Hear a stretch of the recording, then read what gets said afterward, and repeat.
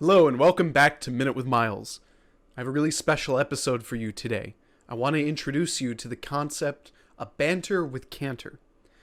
Michael and Emily Kanter are the first and second generation family owners of Cambirdge Naturals. While I was finishing up my Master's of Science, I worked at Cambirdge Naturals for over 3 years. I made many friends.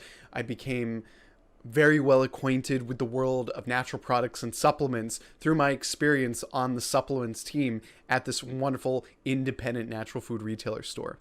Now, they run a series on YouTube on the Cambirdge Naturals channel, go check it out, called Banter with Kanter.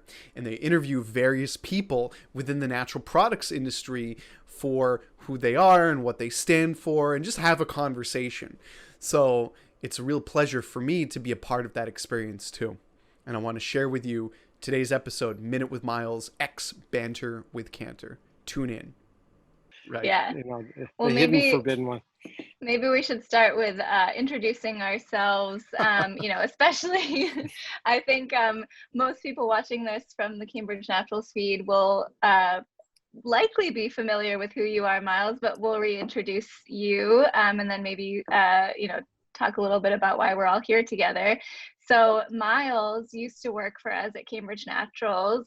He was a wonderful member of our team, and we were very devastated to learn that one of our one of our favorite companies had come in and poached him from us.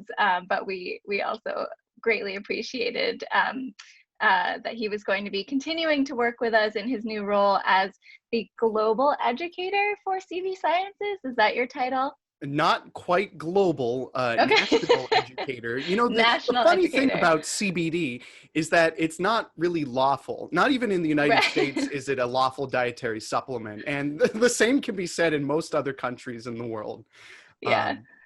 In that gray area, for sure. But just like we have the World Series, which, which only takes place in the U.S. Right. So, and Canada. Right. Oh, that's true. Yeah, I'm sorry. I guess sorry. that is global, right? What? So when I think of Miles, I think of him as global, not national. Yeah.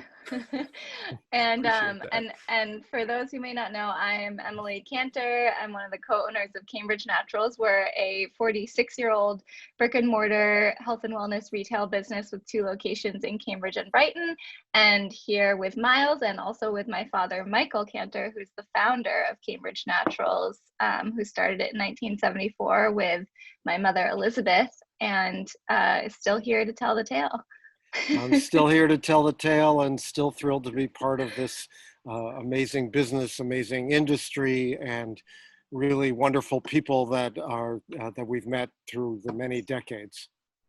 In my travels as an educator before, the lockdown had occurred, I would go to all sorts of independent natural health food retailers across the country. And I'd say, I used to work at Cambirdge Naturals, and you'd hear people, oh yeah, I know the Kanters. I love them, all across the country.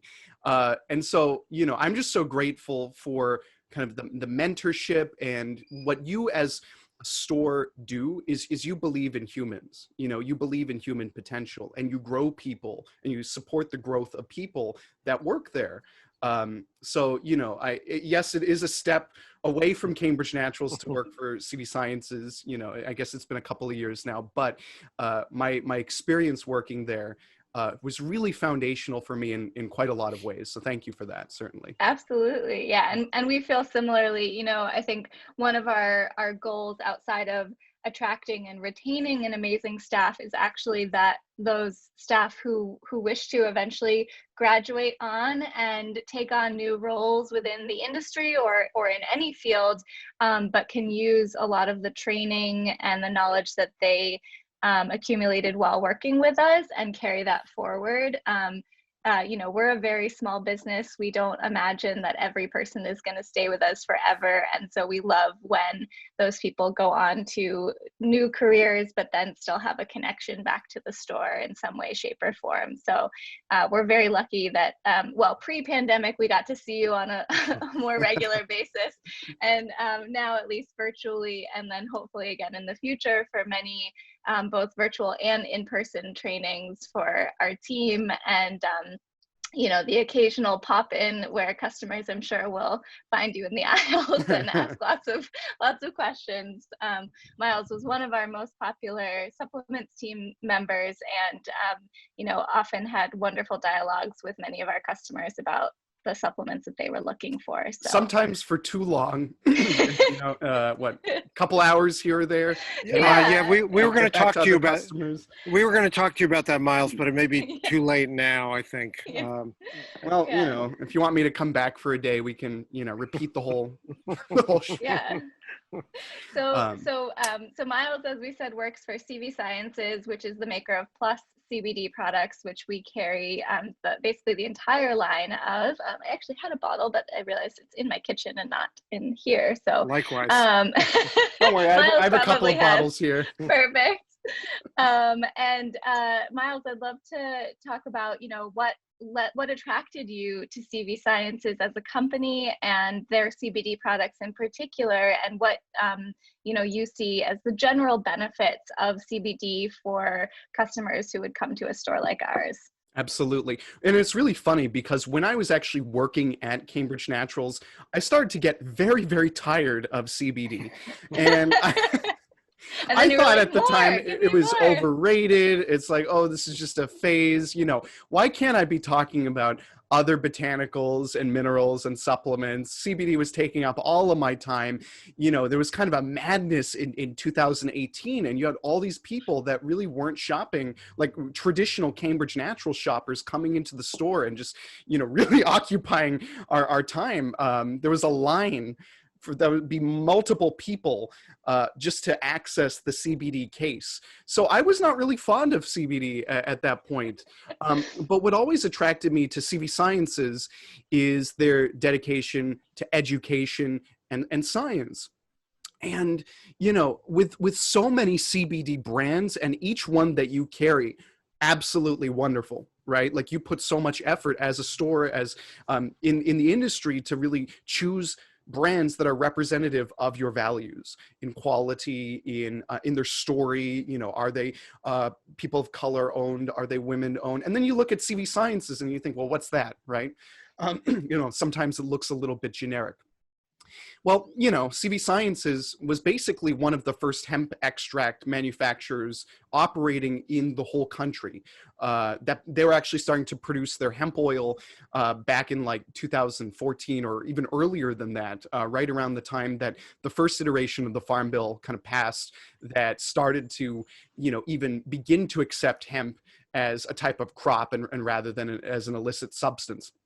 So, you know, they've really been kind of charting these territories and kind of opening up other opportunities for other companies by being kind of the first. And one of the things that they've always done, and especially what my boss Stuart has done, is focus on education, is go into stores and really believe that everybody can take the science and everybody can take the knowledge, and really not stoop down to the lowest level, but to kind of try to elevate everybody up to the highest level.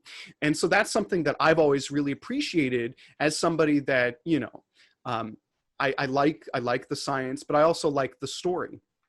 CV Sciences is the first CBD company to produce a hemp extract that is considered safe, generally recognized as safe, which doesn't sound all that snazzy, but it's really important. If FDA's never had to regulate hemp as a supplement before, they need data on safety. So, you know, we recently published over the summer some follow-up studies to that. We got published, you know, despite COVID-19 pandemic, we got published 4 different peer-reviewed articles in the Journal of Dietary Supplements this summer. And I got to write one of them, by the way. So that was really cool for me. Very cool. My job description has actually changed from National Educator to scientist because of the fact that I'm not traveling. I get to focus a lot more on projects that are going to advance basically our collective understanding of what hemp is, of what CBD is. So I think the fact that CV Sciences is more than just a supplement manufacturer, right, is, as in some ways, a research institute, is a generation of data that everybody can access in safety, and understanding the safety of this ingredient, and understanding that this ingredient works, is efficacious. That's really important to me. Mm-hmm. Yeah, absolutely. I know CV Sciences was uh, basically the first CBD brand that we brought in a real way. I think we'd kind of dabbled in maybe one other brand before that, and it was again a weird time when we weren't sure if it was legal to even carry CBD. Was this in a gray area?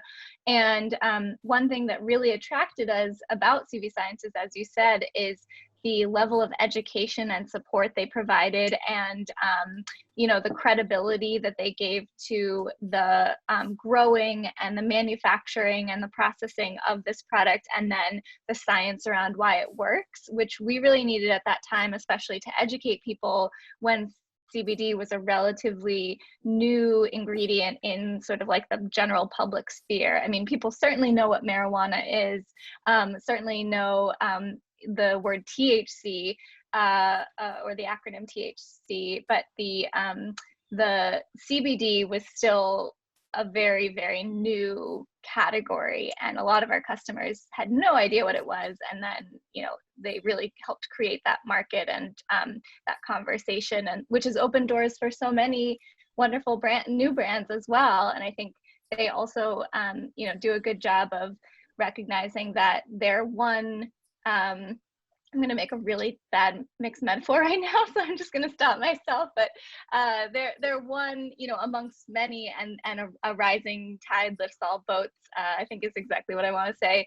And they're partners and collaborators with the industry in general, not just we're going to win and defeat all the other brands. So that's one of the things I like about CV Sciences. I think what's interesting is that we brought it in several years ago, and it's still really a new product for us.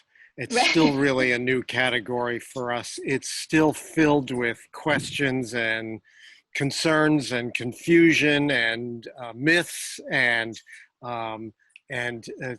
even some excess excitement, some disappointment from people who didn't really understand what it was and what they were buying or what it could possibly do or how to use it. And so it's not over. I mean, it's far from not over. We're seeing a leveling off in terms of some of the hype, which is actually quite comforting.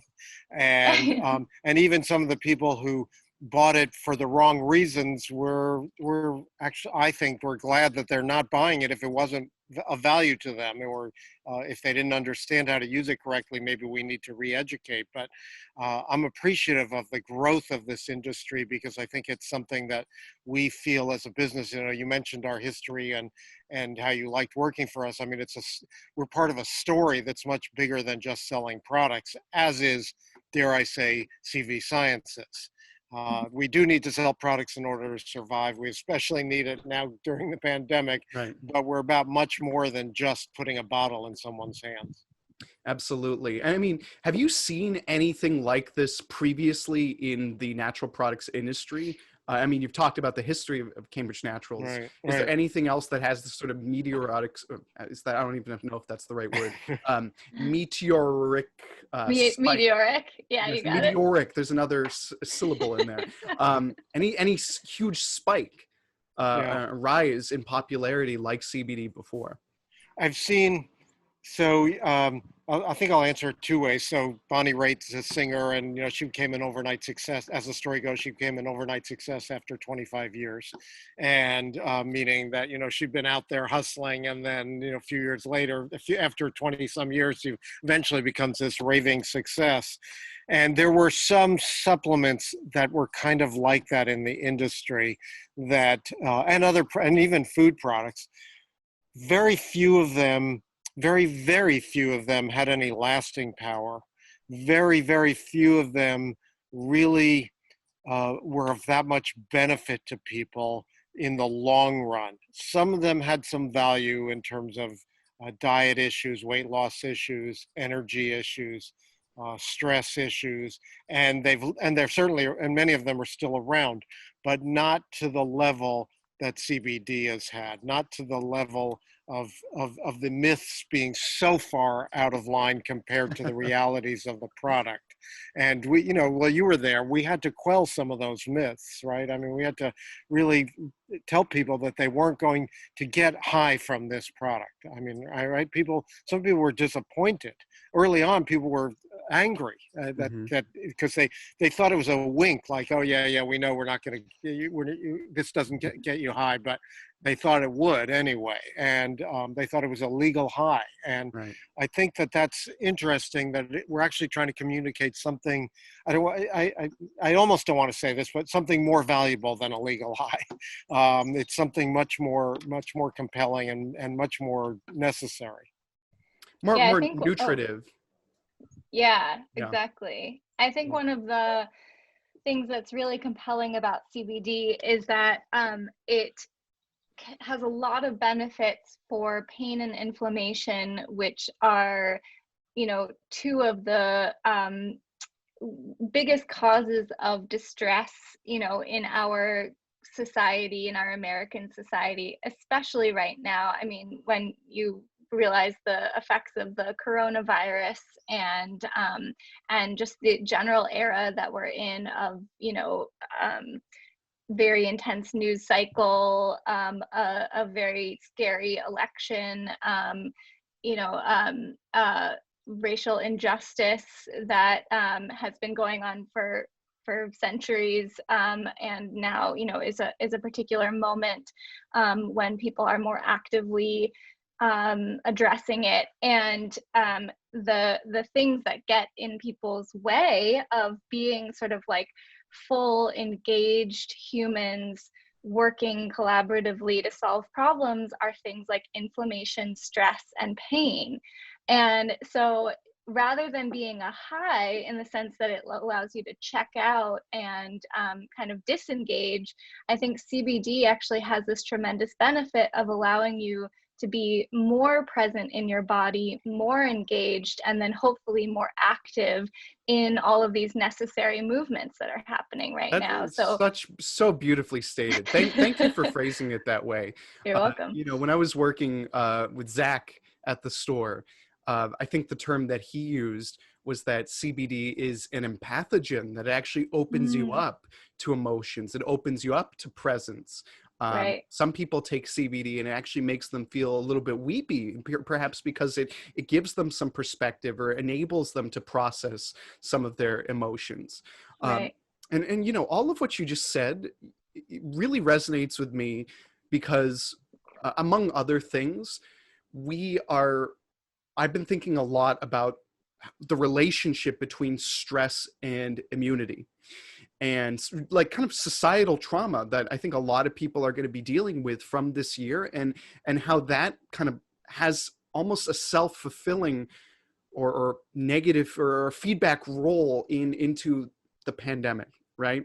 And so of course, there's no cure for any COVID, there's no treatment for it at all. There's no supplemental cure for any disease. But I like to think that if people are good about lifestyle and diet and exercise and hydrate, and then you take your CBD, that it can help you kind of manage some of the fight or flight response, some of the stress response that is activated by reading the numbers associated with this terrible disease, by being wrapped up in the news cycle, by having all of these anxieties about society. That using CBD is a really important tool for kind of getting yourself back to center, so that you're not letting your stress response rob your immune system of what the energy it needs to mount an effective defense. And I think that when we look at the pandemic as a whole, it is totally an intersectional phenomenon that we do absolutely need to consider. And by the way, I don't know if you've looked into him, but please read up the work of Dr. Robert Fullilove, I believe at Cornell. What a great last name. He's such a, I've watched a couple of podcasts with him, and he really does appear to be full of love. He's a Black professor, an epidemiologist, and talks about how COVID-19 is just another way that has kind of exposed the racism in America, because people of color are dying so much more quickly or at a greater rate of COVID-19 than whites. But also, Robert Fullilove writes about the planetary diet as a tool that can be used for disease prevention, and understands that in America, the standard American diet robs people of the essential nutrients and essential fats and other factors that help our immune system stay calm and not become overinflamed. And, why is it that, the cytokine storm gets overly activated in COVID-19 and causes lung tissue damage? There's a lot of inflammatory foods. A lot of people with higher BMIs are the ones that are dying off from COVID. So, yes, inflammation has a role. Yes, stress has a role. Stress shuts down the immune system so that you can run for your life. We did not evolve to be under stressful conditions 24 hours a day. We need a little bit of stress, though. We need a little bit of cortisol. It's just too much at the wrong time is very depleting for the immune system. Right, and I don't think we're at risk of lacking cortisol elevating opportunities in this day and age. So I don't think we're at risk of lacking enough stress in our lives to that healthy level of stress. We don't have to go seeking it out. Yeah, exactly. I was thinking as you were talking, Miles, I was thinking when you were talking about the standard American diet, which is also SAD, and then there's seasonal affective disorder. Double also, SAD, yeah. Another SAD, and we're heading into the darker times of the year, and this is going to be, with this pandemic, it's going to be extremely difficult for a lot of people, and I don't even want to dismiss myself from this concern. And although my diet's good, so I'm not so worried about that. But take your vitamin D. That's important. I'm taking my vitamin D. Everybody watching, take vitamin Dr. D. Fauci says too. Right? So I just sent people on our team another article about vitamin D from Dr. Tiarani Low Dog. So another study that was done. If I were to tease you, or pretend that I wasn't teasing you, let's put it that way, you would think that a company like CV Sciences would come out with some other product besides CBD, so that we wouldn't just be talking about CV Sciences and CBD. So I'm wondering if there's anything that you might be coming out with or might already have, or something that we could consider, from your company. Well, that is quite the setup, and I will answer that. Yes, so what I'm excited about. Did you guys plan that? Not at all. Did you bring them in? I have no idea. They don't let me in. I'm not allowed in the store too much anymore. I don't know why. It'll be awkward if I talk about the new products and then they didn't have them on the shelves. But we can edit that out. I've been meaning to bug Zach anyway. So just send him this video. Yes, yes. CV Science has recently brought in a couple of new products that are without CBD. Oh, interesting. And, I think that this is an important moment for us. A lot of transformations are happening within CV Sciences now.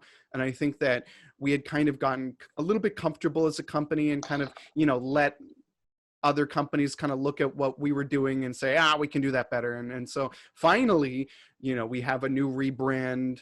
We're coming out with all sorts of new products that include both new CBD products as well as CBD-free products. And it's a transformation of CV Sciences into from a hemp company into a life sciences company, into more of like a life extension or a Jarrow type of company that does incorporate other nutrients for structure function related health goals. So if you are looking for vitamin D, but you want something a little bit more sophisticated for immune function, CV Sciences recently produced a product called CV Defense. And it's a capsule-based product that contains vitamins A, D, zinc, selenium, and organic reishi mushroom extract.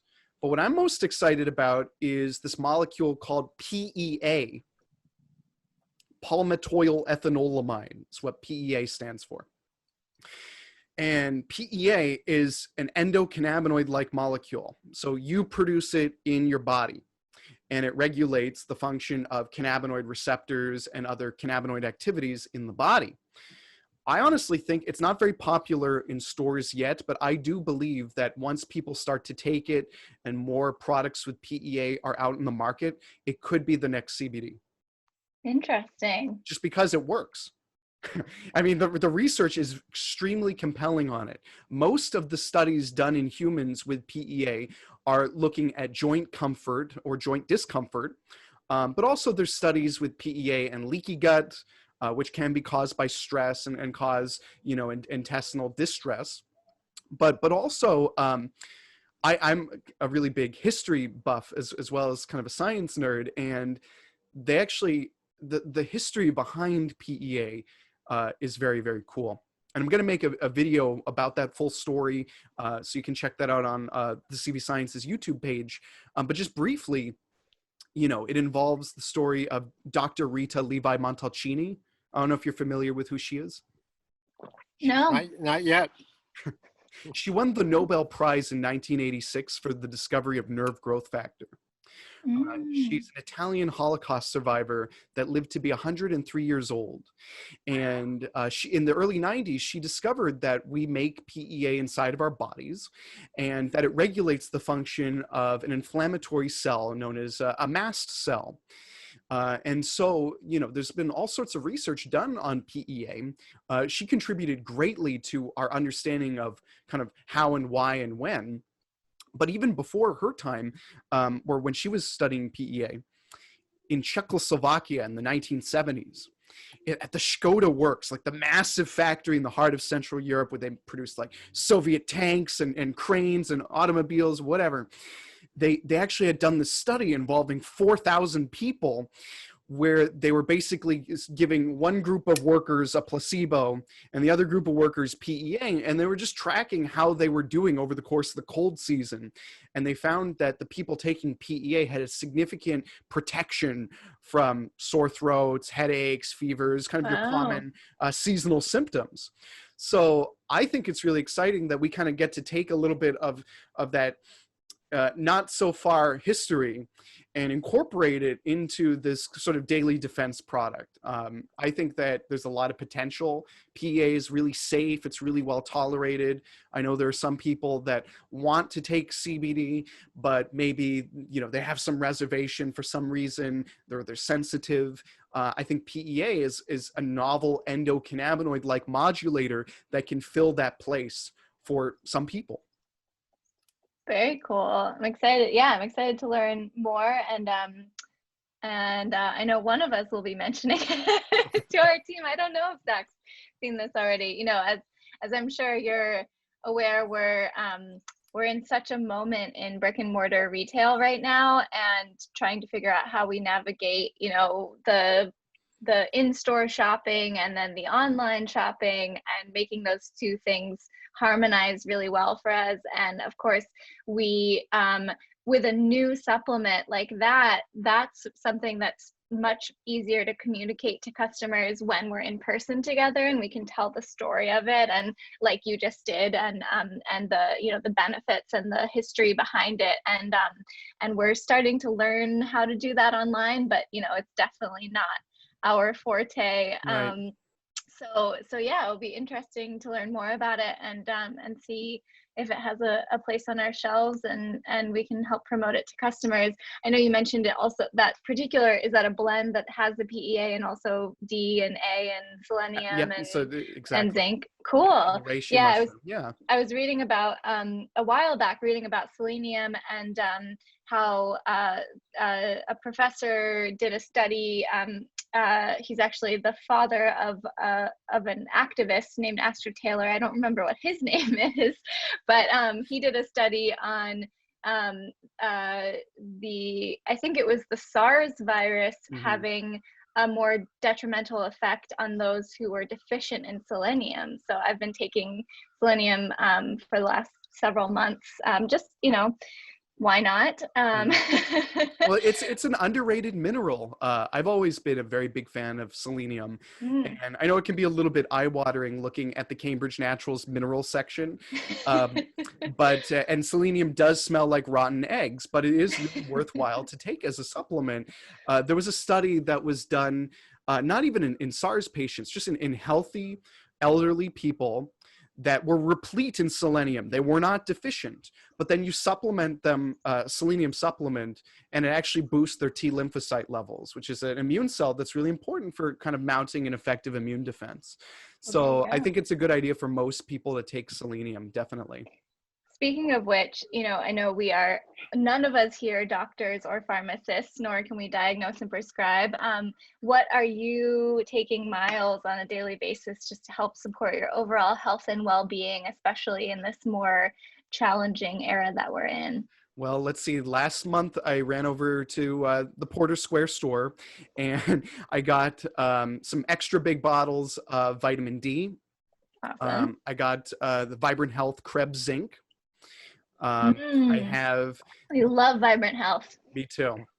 And by the way, they actually used our Plus CBD in their Green Vibrance Plus. No way. Yeah. I did not know that. That's awesome. I was actually curious where their CBD came from. I took some yesterday. That powder's great. Of the CBD oil plus Green Vibrance? Cool. Yeah. And then I take a hefty dose of Nordic Naturals Ultimate Omega 2X. Probably about 2 grams of fish oil every day, sometimes more. And I think, the tissue is the issue when it comes to omega-3s, that most people actually don't take enough. Have you trademarked that yet? I think that's Nordic's trademark, by the way. Okay. But no, when you actually talk to the physicians that are using fish oil for a number of issues, they are using, 2-3 grams for maintaining health. And I think that, unfortunately, it is expensive to take that much, but I do believe it is really worth it if we want to receive the full benefit for omega-3 fish oil. I always take a probiotic, and I've been taking my CBD, of course, PEA, quercetin. Quercetin is really important for me. There were some studies, and it's been known for a couple of years now, that the flavonoid family of molecules, of which quercetin belongs, has this sort of non-specific property in kind of jamming up the receptor sites that a lot of common viruses use to bind to cells. So it is kind of a way of maintaining seasonal and immune wellness, definitely. Very cool. Yeah, I'm also taking quercetin, and it's one of my new favorite supplements. Dad, what are you taking these days? I'm taking all the things that Miles is suggesting. I mean, you're gonna run over to the store now, and I'm probably gonna run over. I mean, I don't even travel without them at this point. I'm also taking a lot of mushrooms. I'd say a whole lot of mushroom products, everything from lion's mane to reishi to cordyceps and others, regularly. And I think, I don't know if there's an excess dose, and I'm not taking that much, but I'm taking a little more than I normally would on a daily basis just to be protective. And those are the big ones. I guess I would want to ask Miles, so those are great supplements, but let's say you're forced to you've been abandoned on a desert island, or Mitch Coven from Vitality Works, when we asked him this question, he said, well, I don't really want to be abandoned on a desert island. I might want to be up a mountain. So you don't have to think of the place, just someplace where you're abandoned. I'm sure it's unjustified, but nonetheless, it happened to you. And fortunately, you had your choice of supplements to have with you to survive. So the irony right now is I think a lot of people would actually like to be abandoned on a desert island, like really far away from other people. So. All right, let me rephrase it. If you could have the chance of being abandoned on a desert island, what would you want to have with you? Right. Well, of course, probiotic, that's my number one. Very likely something like a Just Thrive or a really good quality soil bacteria probiotic, very reparative for the gut microbiome. I'm going to be bringing with me a omega-3 fish oil. It's super important for me. And then, this is sort of where there's so many great options. It's really hard to choose. I think if I were to bring a hemp extract, I would bring a raw hemp extract, because the acidified version of CBD, which you find in raw, uncooked hemp plants, is a far more powerful anti-inflammatory molecule, even if it doesn't necessarily have as much of a neurogenic or brain relaxation effect. So I think that that's something that I would bring with me. There's so many good options. How do you choose? Well, I'm giving. Well, Yeah. let's give you a number like 5 or 7 or 10 if we want to. If you really 25. Yeah. Well, I guess if I'm on a desert, see, this is where we get a little bit situational. If I'm on a desert island, you probably don't need your vitamin D because the sun's so strong. And if I have to eat food, maybe I don't need to bring fish oil with me if I'm going to be, with the stick kind of, aiming to stab fish in the shallows or whatever. I get your vitamin A from the fish eyes and EPA and DHA from the fish body. And I think that that's always been my underlying message is that, try to eat your vitamins first and foremost. Try to live a healthy lifestyle. And it's hard, right? There's no easy way of going about that unless you really dedicate yourself to, perfect and clean eating all the time, which is easier if you shop at Cambirdge Naturals. But it's kind of like, if you're surrounded by, I don't know what's on that desert island. Maybe there's some botanical flora there that I can utilize instead of taking the supplement. And I think that a lot of people want supplements to be this kind of easy way out. Right. And sometimes they are. There are absolutely some powerful supplements and botanicals out there. But I think, you really need to do kind of the background work too, which is hydrate, sleep, eat well, exercise when you can, all that stuff. Yeah, but that stuff's hard. I mean, I know. Just kidding. Well, could I ask him Miles a different question? Sure. That I You stole may. from. Yeah. May I? That I stole from a casual friend of mine, which is, if you could have a dinner party with anyone in history, living or dead, and have a handful of them over to hang out with, who would be on your list? You know what? I think that this is actually worth mentioning because it's the anniversary of the death of Thomas Sankara, the Burkinabe leader that really led a lot of significant and rapid progress in the country, in Burkina Faso. Unfortunately, died in a coup. I think that he would be a fascinating person to speak to. I personally have a deep respect of Rosa Luxemburg, and she's another brilliant mind that was killed too early in had the potential to transform society, and unfortunately was robbed of that opportunity. Maybe somebody like Ryoma Sakamoto is this sort of merchant bandit samurai who wanted to westernize rapidly the Japanese Navy in the 1800s. So you might be starting to see a theme here that overall the underlying kind of goal in my mind, or what I am attracted to in a person, is progress, is sort of the idea of let's think outside of the box and how can we enact change that impacts the most people in a positive way. Yeah, I think your theme is progress, but in a way that focuses on social justice. And I think that there's, often a emphasis on progress and success and growth in a much different way than you're talking about. And the people that you are connecting with are much more focused on evolving humanity in a really positive way and supportive way, and with a social justice mindset. So I would want to come to that dinner party if you would let me, just be a fly on the wall. Dinner party? who would you bring? Who are your guests? Oh, I hate being put on the spot for this question, so I'm gonna defer to my dad if he has an answer to that question. I would have a hard time not wanting to bring, say, Nelson Mandela, Rosa Parks, Abby Hoffman.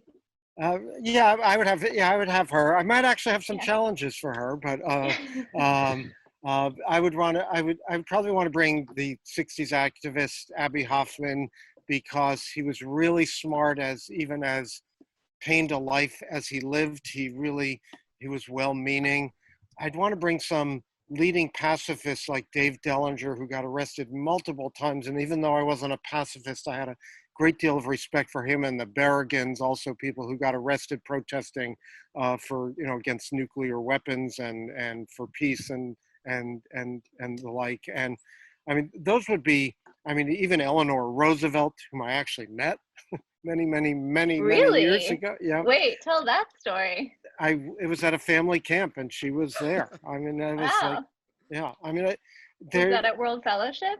no, it was at a family camp a Quaker family camp that my parents took us to when we were young. I mean, I didn't even realize how significant it was at the time that she was, a speaker at this camp among, 150 people or something. I mean, Right. she was a special invited guest, but I would certainly, Helen Keller would be another one. I mean, it's just people who had the strength and conviction to keep going in spite of all kinds of odds and challenges and when I think of Nelson Mandela and I've been to South Africa, I've been to Robben's Island where he was kept as a prisoner, and how brutalized, how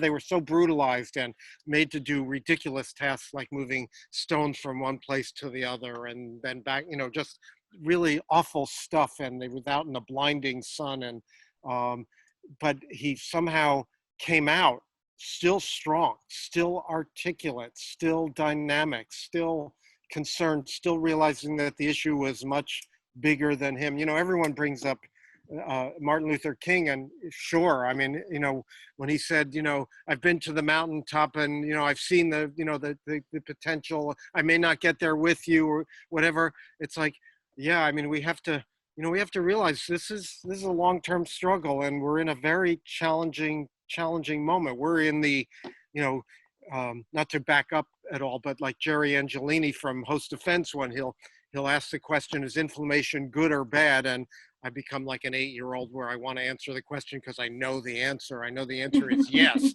it's good and bad. And I think that's the place where we're at right now. The conversation's been accelerated. It's all out in the open. We are on a precipice here. We've got climate disaster. We've got white supremacy that's run amok. We've got militias that are threatening all kinds of violence. We've got illegal electoral disruption, the census being canceled, et cetera, et cetera. This is this moment for people to stand up. And so we are inflamed in a societal way, in my mind. And that's not necessarily good, but it may clear up things for a lot of people. It certainly seems to have. The Black Lives Matter movement has done that. Right. Well, it seems like, a lot of the inflammation has maybe been dormant or under the surface, and now it's really being brought to light in these acute, like when you have pain, it's often associated with like a deeper inflammation that may not even be exactly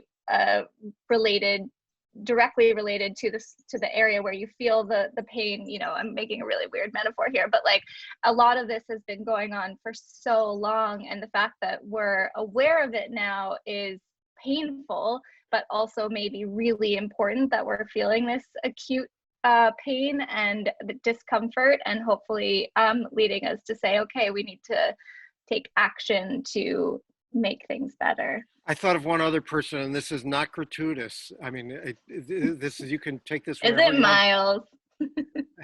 No, but it's someone close. I would take Miles too, but he's invited. And I think I'm already there at the party at this point. He's already there. I would love, I just thought of it as I'm thinking about all these people and that I would want, and they're wonderful people, serious people. I would love to have Stuart Tomk at this party, at this dinner party, right? He would bring so much life, and he wouldn't let us get down. He would not allow for us to get down and out. He would raise us all up. And the world needs people like that as much as it needs those of us who are down and outers. Maybe a little more so. Well, he's allowed to bring a +1. Okay. Well, no, he and I have been talking basically every day for the last 7 months. Yeah. And sometimes it's not even talking about CV Sciences stuff. It's just talking about ideals. And if I had to guess who he would bring as his plus one to the party, it would be Foucault, the philosopher Foucault. Wow. Oh, So, well, say have more. quite the party. Yeah, right. It'll probably, unless we do it virtually, well, unless we do it only with people who are still alive, that's another challenge. Most of the people I mentioned and you mentioned, Miles, are not alive, so Right. that would be a challenge. 100% of everyone I mentioned. Miles, one question I have for you is, what are some of the things that you're doing to both be active in a justice and movement sense, and then also what things are you doing to care and support yourself outside of supplements? Right. This is something that, well, I've attended protests throughout the summer, but I feel like in some ways it's not enough, and I'm as a white ally, quote unquote, how do I contribute more? And so this is something that I struggle with and I'm conscious of. And I think what I personally tried to do is to really be conscious of what language I use, what words can I swap out to be more intentional, to have less, baked in. There are some words that have been sort of baked into our current vernacular that do have some racist undertones that a lot of people aren't even familiar with. And so one small example of that, and just bringing consciousness and kind of discussion into this mix here, includes, stop using the word marijuana and start using the word cannabis. That the word marijuana inherently was kind of a scare word that the government created to demonize immigrants from Central America when they were banning the devil's lettuce in the 30s. And when I give my lectures, no matter who the audience is for, when I talk about the relationship between stress and immunity and how, I always try to bring up the intersectionality of the current crisis that we're facing, that race is involved. So I feel like at least what I can do is just to add more consciousness to the discussion, to at least inject a little bit more understanding of how race does impact people, because there are just a lot of people that it might not even occur to them that that's a phenomenon. And there are definitely days where I feel like I wish I could do more, but I think, in my primary role as an educator, that's just one little way in which I can educate. I think that actually has more impact than we all may realize, and we can only do so much. We also have to value some of the stuff we're doing that may not seem directly related, but trying to raise the health and wellness of our communities and our societies and our world is really of great importance that should not be underestimated. And also promoting agriculture and food consumption that is healthier for people on the planet has its own value. I think the other part of that question that Emily asked you is, what else are you doing besides supplements to take care of yourself? So I'd be curious about that too, actually. And I always say that taking care of oneself and really dedicating yourself to that is an act of resistance during times of global crisis. Yeah. So, I think it's just to try to have fun. When I have time, I think about this recent study that came out actually, where just when elderly people take a walk for 15 minutes and that walk involves some nature and some natural beauty, they're less lonely. They experience more self-satisfaction. And did you read that study in the New York Times recently about all walks? I think that's what I'm talking about. Yeah. Oh, cool. Yeah. Right. So, I've been, just exploring new paths in my neighborhood and trying to take more walks and see more natural beauty. I went camping recently in the White Mountains in New Hampshire, and that was something that was a little bit new for me. But even, and I've been really dedicating myself to work, and it's fun. And I know not everyone can say that. And I know sometimes, it's like, I'm really grateful that I get to work in a place that CV Sciences has seen potential in me, just like you've seen potential in me when I was working at Cambridge. But what I'm currently doing over the course of the last couple of months is fulfilling. I do believe does have the potential to help people. So that's something that does bring me joy. Yeah, absolutely. I think, you know, certainly there's a healthy balance between, you know, doing things related to your profession and then doing things that are, you know, outside of that perhaps. But I think it's wonderful when you can have a marriage between the two, and that the work you do also gives you life rather than, you know, depleting you. And I think that's something that we can wish for everyone, you Right. I know. think that's our kind of, you know, if that's one wish that I had, I think if we can bring our society to transform, it's to a place where work can be joyous and fulfilling for a lot of people. So kind of going out on a little bit of a tangent here, you know, I think that the calls among some politicians for universal basic income are kind of interesting. That the idea that nobody should be impoverished just for, you know, living under any circumstance, that the human condition is more than just about going to work to make a living, that if perhaps, you know, our state supplied people with enough funds just to survive, and that enabled people to choose what they want to do, whether that's work or art or help their community, it is an attractive idea. I know that there's a lot of complications for it in practice, but I hope that our society can be transformed into a space where people can realize their ultimate passions without having to be forced into a box. There's an old Yeah. there's an old folk song. I think it was by a group called Bright Morning Star. I'm not positive, but there's a line in it that says, "Our life is more than our work, and our work is more than our jobs." And that's you know what I have to remind myself every day. Yeah, absolutely. Yeah. I think in the richest country in the world, we should be able to figure out how to do it. So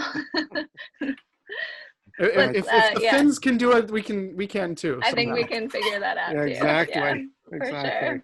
Yeah. Yeah.